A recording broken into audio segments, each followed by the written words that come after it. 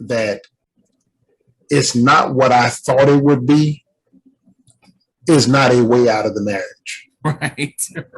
Okay. Right. Well, this ain't what I thought it was going to be. Well, okay. Add that to the long list of other things you've been wrong about then.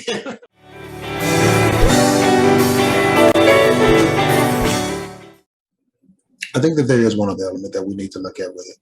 And there is the fact that that we have to understand a couple of things. First of all, we have to know that it's not what I thought it would be is not a way out of the marriage. Right. Okay. Right. Well, this ain't what I thought it was going to be. Well, okay. Add that to the long list of other things you've been wrong about then. Okay. Right. Because it's not about what, and that's what Minister Thomas said when he said that you need to release your expectations. Yes. Okay. You need to get rid of those, and we need to build up some new ones based on this new reality that we find ourselves faced with. Now, it's not going to be easy to build those new expectations. It's not going to be easy to release the old ones. Right. And then to rebuild some new ones around this new reality. But it's a necessary process if you're going to, in fact, have a successful marriage. A young man I was talking with one time was considering divorce or ending his marriage with his wife because he made the comment. He said, I deserve to be happy. And I said, well, I understand what you're saying. I'm going to paraphrase it. I can't say what I said, but I'm a paraphrase. I understand that you feel you deserve to be happy. I said, but to deserve something implies that you've done something to earn it. You have not earned your happiness yet. Happiness is based on what is happening. If you're not happy, it's because what is happening isn't to your liking. So now you got to work to change what is happening to your liking, so then you will be happy and you'll get what you deserve. The reason you're unhappy in your marriage right now is because you're getting what you deserve. You haven't earned happy yet. Right.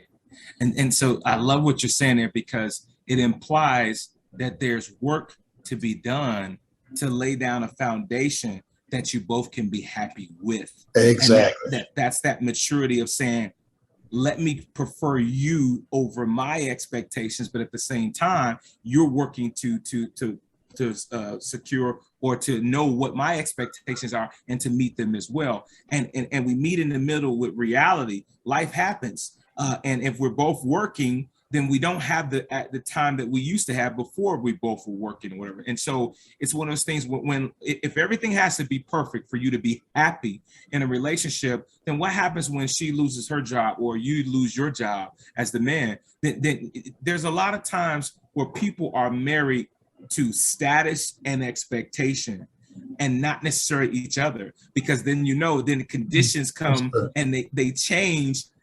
Unconditional love all of a sudden becomes so conditional because now I look at you differently now. Let me piggyback on that. And Minister Sidney, you can jump on in here.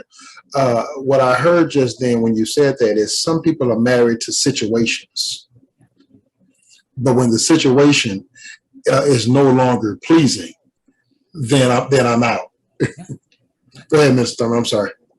No, that's a good point. And that's something I'm thinking about, guys. Watch this. And when did we get to this point of these unmet expectations? Mm-hmm. Was it year 3, year 4, year 5? You guys know I was going to say it. That's why I'm a big advocate of counseling. Once we had got serious with each other in the dating phase, those things should be talked about then. Yeah. Once we go to counseling, those things should be talked about then. I shouldn't be finding out these unmet expectations on honeymoon night. I should know this prior. You should have established this way before then, so we can know. So now we know that there's no surprise. You knew what my expectations were. I asked that those things be met. You asked that those things be met. We worked on it. We put a list together, but it should not be did anytime sooner than once we got serious and once we got true, actually godly spiritual counseling. I agree. I agree wholeheartedly. You know, and some things are going to come out as a surprise in the marriage, right? Some things are going to come out, right? Well, you know, over the course of the marriage, you're both going to change. Yeah. You know, every 5 years, you're going to have a different person anyway.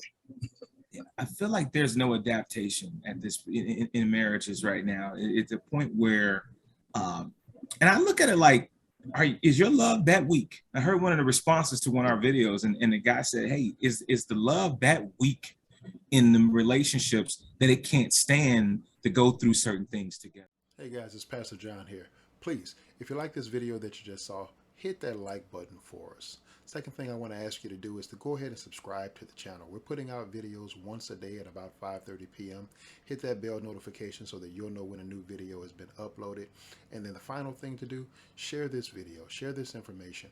If you know somebody that has a need that it can be benefited by it, please put it out in circulation so that we can try to help as many people as possible. Thanks, and God bless.